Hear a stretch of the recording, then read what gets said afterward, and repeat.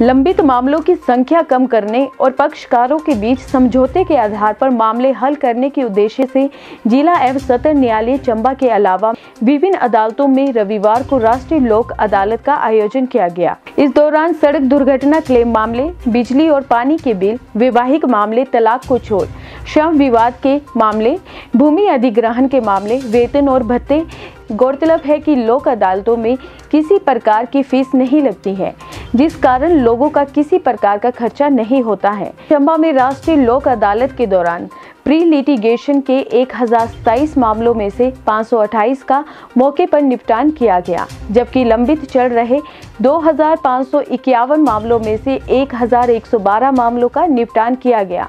कुल मिलाकर राष्ट्रीय लोक अदालत में रविवार को 1640 मामलों का मौके पर निपटान किया गया। जिला चंबा में नेशनल लोक अदालत के तहत हमने 3193 केसेस को आइडेंटिफाई किया है, जो पूरे जिला में आज टेकअप किए जाएंगे नेशनल लोक अदालत के तहत।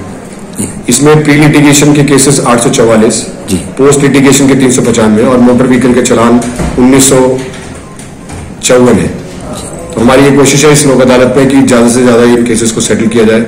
एमिकेबली पार्टीज आ रही हैं, अभी तो 11:15 हुए हैं। शाम तक देखते हैं कितने केसेस इसमें सेटल किए जा सकते हैं। नरेंद्र जसवाल, मेंबर लोक अदालत, नेशनल लोक अदालत चंबा JMIC कोर्ट के साथ अटैच हूँ और मैं पिछले करीब 3-4-5 साल से इस लोक अदालत में, नेशनल लोक अदालत में एज मेंबर पार्टिसिपेट करता हूँ।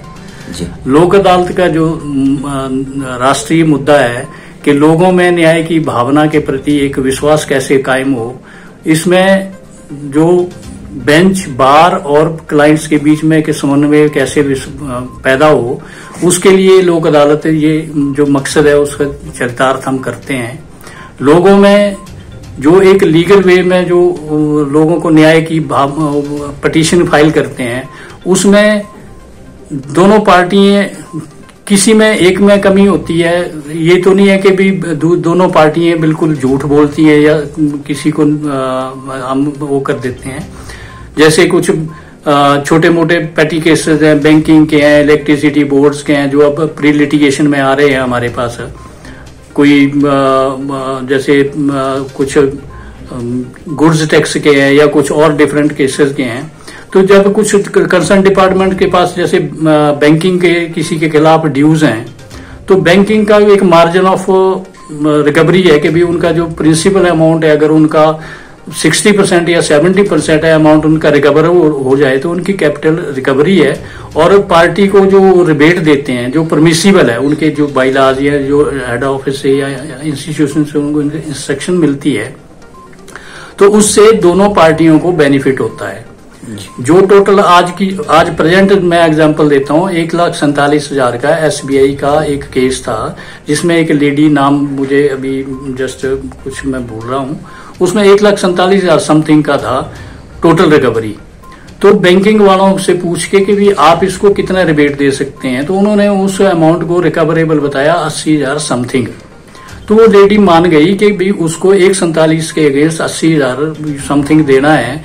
तो उसने 31 मार्च तक उसको देने के लिए अपना एग्रीमेंट किया, जो लोक अदालत के माध्यम से वो फैसला कर दिया। तो उससे जो डिपार्टमेंट का भी पैसा रिकवर हो गया और जो पेनल्टी अमाउंट जो पार्टी को पड़ रहा था उसकी उसको छूट मिल गई।